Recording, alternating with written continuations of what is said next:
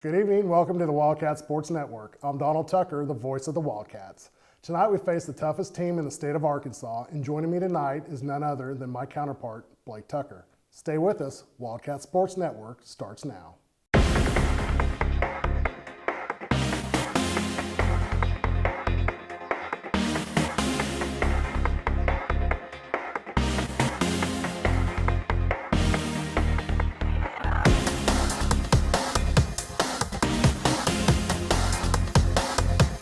Last Friday night, we took on the Bentonville Tigers in an intense matchup. Let's take a look at the highlights. This past Friday, our HAR-BER Wildcats took on the Bentonville Tigers. Let's get straight to the highlights. Bentonville starts the game with the ball, but HAR-BER's defense isn't having it.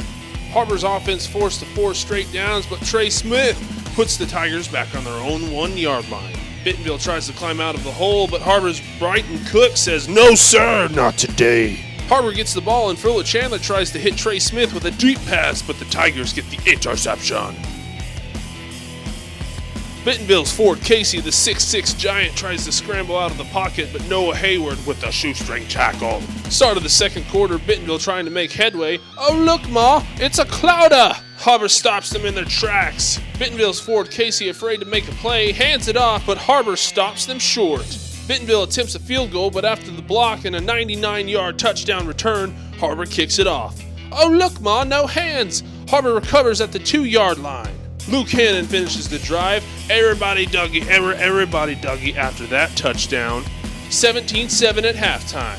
Start of the third quarter, Bentonville's making strides with the deep pass. Looks like we're playing prison rules. Bentonville attempts another field goal, but Austin Henderson says, "Hey, can I have a try?" Another blocked attempt. HAR-BER gets the ball. Luke Hannon breaking tackles left and right. He drops bombs and first downs. After Bentonville gets the ball back, look, another field goal attempt, but this time they get it off. After a big drive by HAR-BER, Tyler Blackston says, "New high score." What's that mean? Did I break it? Ford Casey with the snap. HAR-BER defense says, "Shawshank Redemption up in here." That's going to be a sack.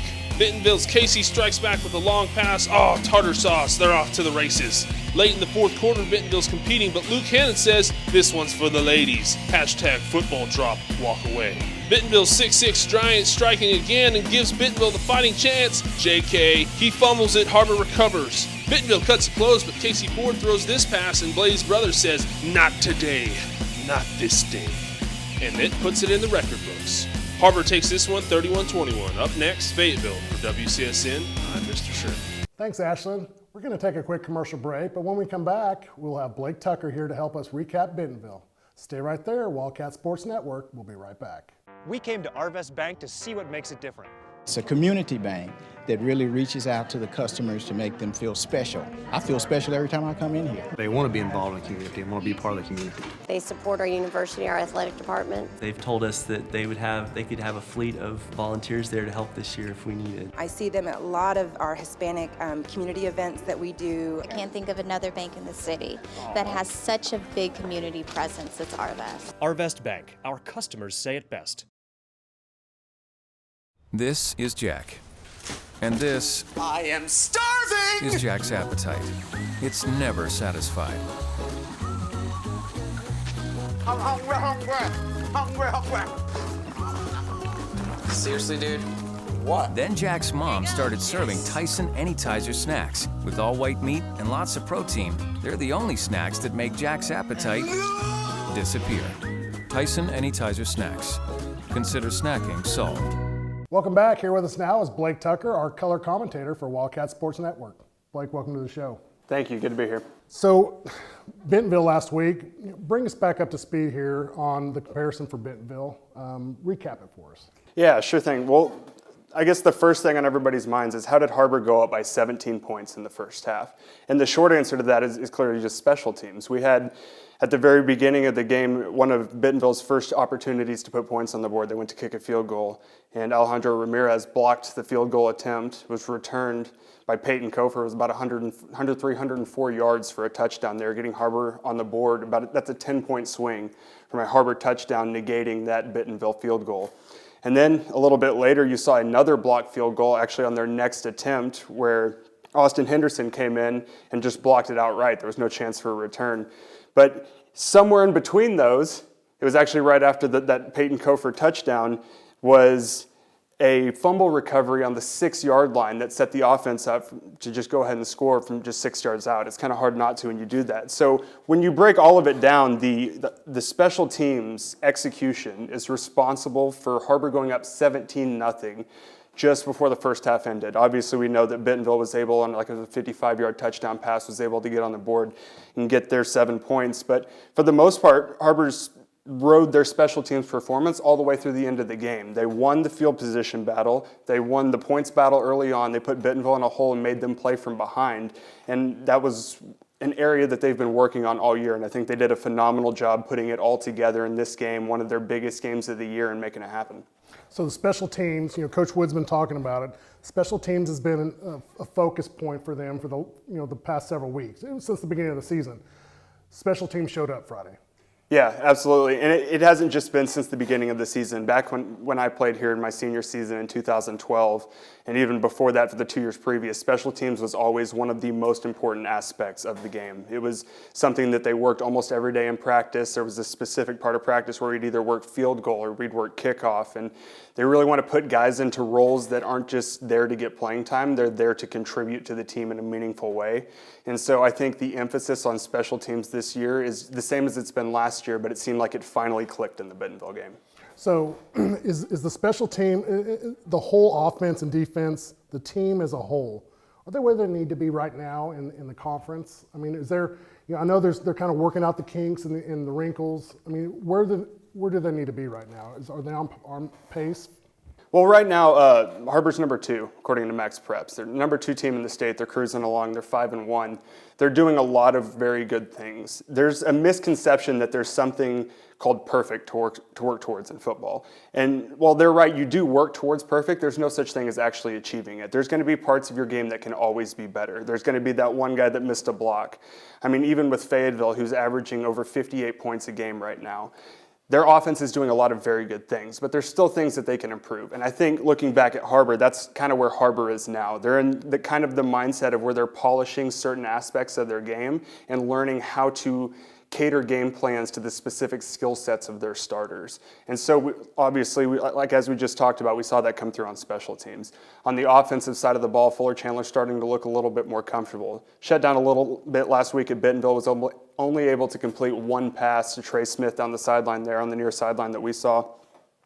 But other aspects of the game picked up for it. And so, like I was talking about earlier, it's no such thing as perfect. The passing game faltered a little bit last week, but then Luke Hannon came in, was able to rush for, I believe, 194 yards on 34 carries, and was able to pick up that slack to where the offense didn't suffer altogether. And that's the mark of a good football team. When one aspect of your game isn't working, you can turn to another aspect of your game and pick up right where the other one left off. How does Har-BER's defense last Friday night stack up to Bentonville? I mean, Bentonville got 429 yards, a season high for Bentonville.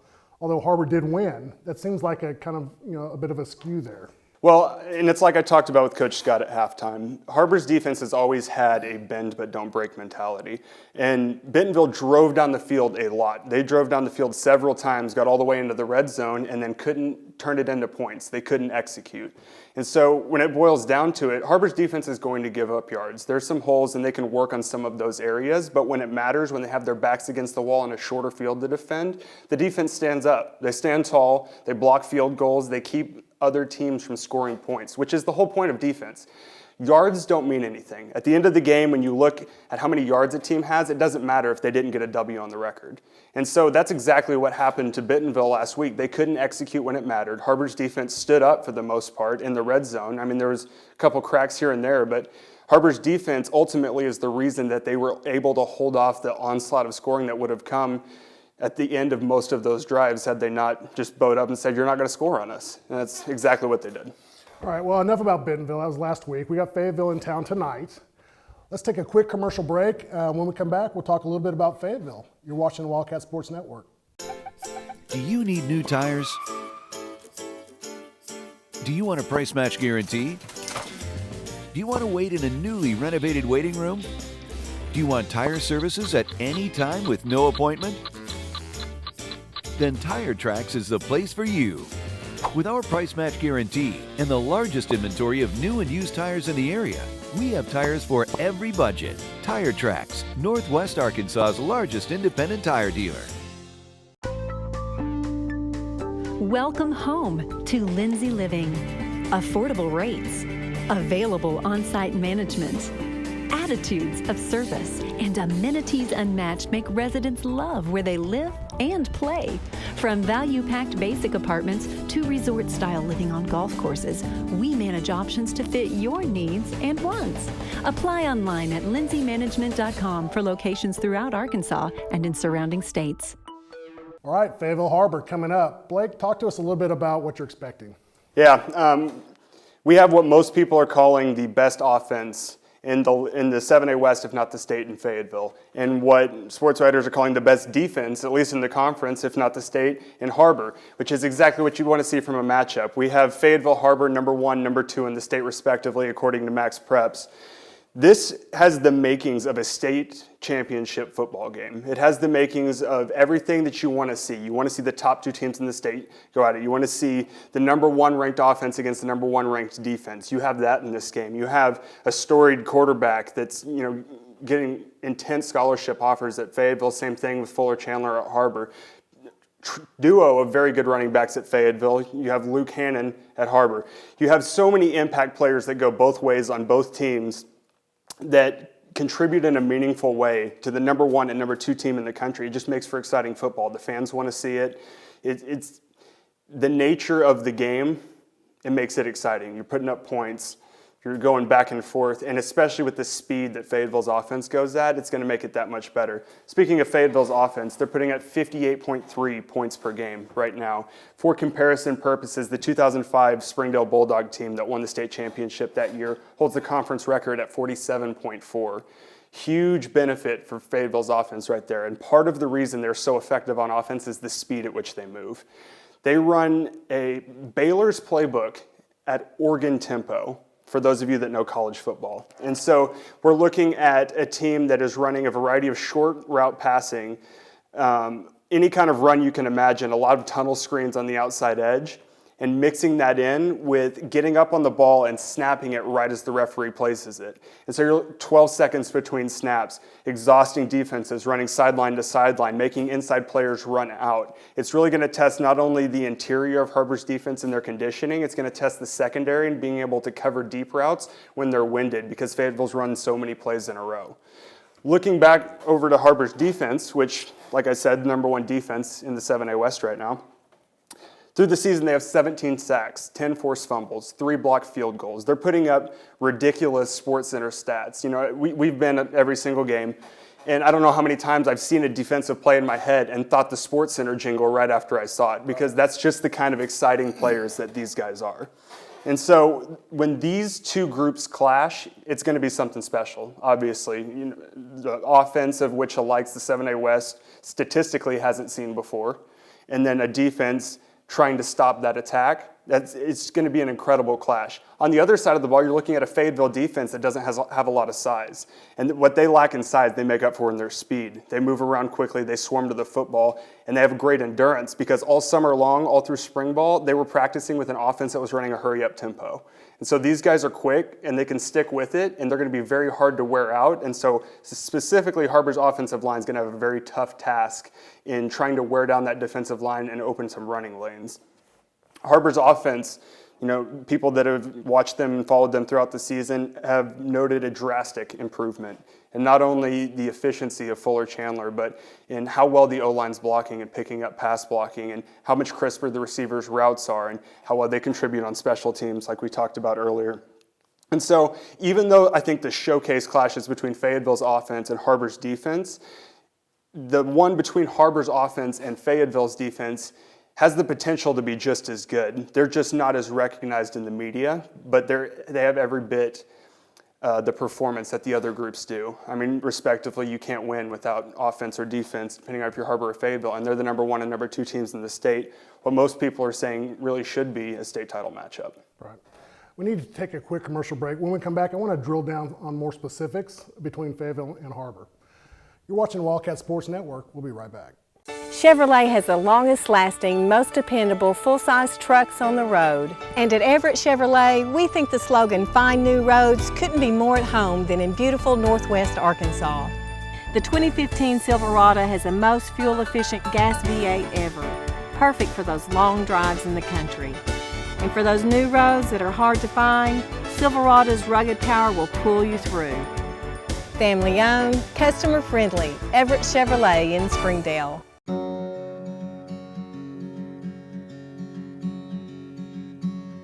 Hometown. That word still means something here. It means we're neighbors. We do the right thing. We care about your family. And you deserve the very best every time you walk in the front door. HAR-BER. Hometown fresh. Welcome back. Blake, I want to get more specific with some of the players on both sides of the ball. Sure. Well, I think when we're talking about anybody, let's talk about the offense that's setting records right now. Let's talk about Fayetteville's offense. They're led right now by number 7, the junior, Taylor Powell. He's the number 1 recruit in the junior class. Everybody's looking to get him. He's from Fayetteville. Obviously, think he's going to go to the U of A. He's a guy that's completing 75% of his passes on the year in a very pass-heavy offense, very up-tempo offense. He has the ability to break the pocket and move around. Last week against Springdale, he went 20 for 22. Probably was 238 yards and 3 touchdowns. And that was in the first half before they started rolling in different guys and getting different guys reps. This is an offense that Powell is leading that has scored with 12 different players on the season. They spread the ball around. They get people involved in the game. One of those people that they get involved in the game is both of their running backs, Luke Rapert and Javonte Smith. Both of these guys are rushed for over 400 yards on the season. One of them's 170 pounds, the other one's 200 pounds.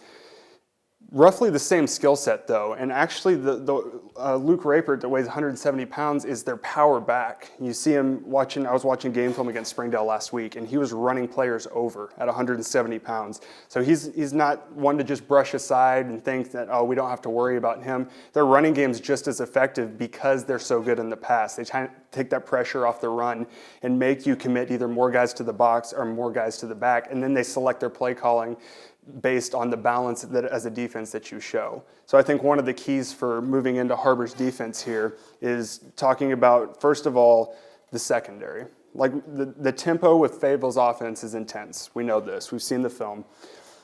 With secondary and Austin Henderson, it's going to be very important that he not get too winded and he doesn't get caught sleeping on the deep ball. Like we talked about, they throw a lot of short routes. They throw tunnel screens to their receivers. They throw slants, comeback routes that are 5-6 yards deep. The quarterback doesn't hold the ball for very long, so it's hard to get pressure.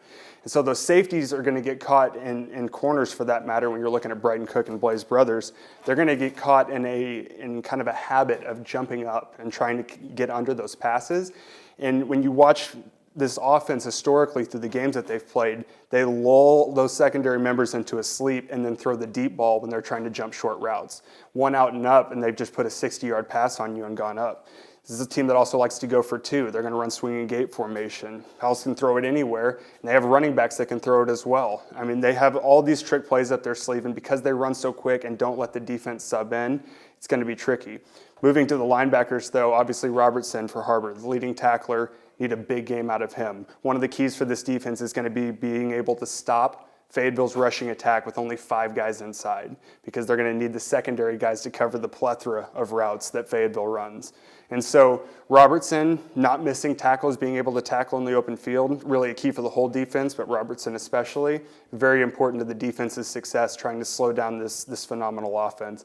And of course, Alejandro Ramirez anchoring the center, and then Sam Hall and David Vowell, both of those guys, they're not going to get a lot of pressure on this quarterback because he doesn't take 3 to 5 step drops. He takes 1 step drop, hits his receiver. Their goal is going to be containing him if he doesn't take those deep drops. When he does take the deep drops, obviously we need pressure, but goal number 1 is making sure he doesn't break the pocket and extend plays, because that's where HAR-BER's defense is going to start to falter, and Fayetteville's speed is going to start to turn into their advantage. So hemming him up, very big there. Moving back over, talking about HAR-BER's offense. You know, we talk about these guys a lot. Fuller Chandler obviously is going to need a very big game. He completed 1 pass last week, looking for a little bit more of a balanced attack this week, trying to play Fayetteville's offensive strength against them. Balanced attack, throwing all over them, making them get on their heels. They haven't played a close game all year. So the ability to make them compete is an untested ability for Fayetteville. There's a completely different game that you play when you are winning by 40 and when you're in a 7-7 game with somebody within 7 points of the other team. And we haven't seen that yet from Fayetteville this year. So it's going to be HAR-BER's offense's job to keep up with what could possibly turn into a high-scoring game, and that starts with Fuller Chandler. Obviously, Luke Hannon's just got to keep doing what he's doing. You've got to keep running between the tackles, keeping his shoulder pads low to the ground, and putting up 150-plus yards. You really can't ask for more than that out of a running back, and he's done almost everything he could. You know, we constantly talk about offense, and one of the key players on offense is Josh Childers. Let's take a look at one of the personal profile pieces. Ashlyn, take it away. The new school year brought a new football team this season. But the program's success isn't just luck. It's standout players such as offensive lineman Ross Childers, who has made it possible. Well, you know, Ross is a kid that's been in the program for 3 years, kind of worked his way up to a starting role this year. He's got a lot of knowledge about what it is that we do. And, he's a really good fundamental player, plays with great fundamentals, has a lot of energy. Biggest thing that, we like about what Ross does, Ross goes out, plays hard every Friday night, that we can go through and have a great week of practice, and Ross, whatever we ask him to do, Ross is going to be successful at it. So, it's really good knowing that you've got a kid there that you can really rely on. After 3 years of dedication, Ross himself has turned his commitment into something much deeper. For me, it's sacrificing your time, like starting as a sophomore, practicing all through that time, and the ultimate goal as a senior is to win a state championship. With energy and passion on the field, Ross steps up as a major leader. As a senior, he takes responsibility and with determination makes a difference. We love his energy. I mean, there's just the times that when Ross is out there, we just know that he's going to give us everything he's got. He's one of our kids that we rely on as a senior leader to play as hard as he can, and I think he's going to be very successful. Coaches will continue to praise Ross for his consistency and hard work. In this week's game, be sure to look out for number 53. For WCSN, I'm Ashlyn Grace Brothers. Thank you, Ashlyn. Blake, I realize you're not going to be here tonight. Yeah, you're in very good hands, though. Coach Scott taking over the color commentary. He's been on the show several times. He's obviously very knowledgeable at football. He knows a lot of these players. He's been to so many of the games. He knows his coaching staff. He knows the schemes. Very good guy. He's going to give you some great analysis. You're going to be in very good hands tonight. Excellent. Keep it right here. Coming up next, we have Coach Wood. You're watching the Wildcat Sports Network. Hi, I'm Susie Everett. Here at Everett Chrysler Dodge Jeep Ram, family-owned, customer-friendly is more than just a slogan. We're dedicated to giving you the best car buying experience you've ever had. We really do want what's best for our customers, and it shows in everything we do. So come see us for a better way to buy Motor Trend's Truck of the Year, the Ram 1500. Family-owned, customer-friendly, Everett Chrysler Dodge Jeep Ram in Springdale. We came to Arvest Bank to see what makes it different. I'm from the old school. I believe in people talking to people. When they say, have a good day, I think they actually mean it. Yeah, there's a smile every time you come in. I walk in, I feel like a king rather than a pauper. It doesn't matter if you deposit $1 or $1 million. They treat everybody the same. The customer comes first, and I like that. They always go above and beyond to take care of us. I didn't rehearse this. This is coming from right here. Arvest Bank, our customers say it best. Welcome back. With us again is Coach Wood. Coach, let's talk a little bit about last Friday night about Bentonville. Did we see the arrival of the special teams for 2015? Well, I hate to probably say it, week 6, but we did make some great gains in our special teams, and it's something we preach every week. Coach Fimple and our staff do a fantastic job working it each week. It's good to see it pay off on a Friday night so our kids can see the buy-in and the importance there, and how it can change a game. How, when you watch the film on Bentonville, what are the things that we need to improve on for Fayetteville tonight? Well, the biggest thing we only threw the ball for 38 yards. So I think we had a couple little breaks in our pass protection. They got some pressure on the edge. We dropped a couple balls. Just being clean in our passing game I think is huge. Offensively, and our run game was pretty solid, but we've got to make sure we can do both things and do both things well. Defensively, overall, the whole game was good. We went through a little lapse where we had some poor tackling late in the second quarter, early third quarter, and then we settled back down. We just got to be consistent over 4 quarters. I want to talk to you about Fayetteville. Fayetteville's out there, they're warming up. You know, they're number 1 in the state, we're number 2 in the state. How do we get that out of the players' heads so they can focus on their job? Well, I mean, I think we've done a solid job this year, just really taking it week by week. And, you know, our guys want to play well tonight. I mean, they know there's a talented team on the other side. We also know this doesn't define the season and that there's a lot more football to be played. You want to be playing in December and you will care about rankings in December. I mean, really right now it's a relevant time for rankings because so much changes and it's a process. And so we want to hold those rankings towards the end of the year and not worry about in the middle of the season.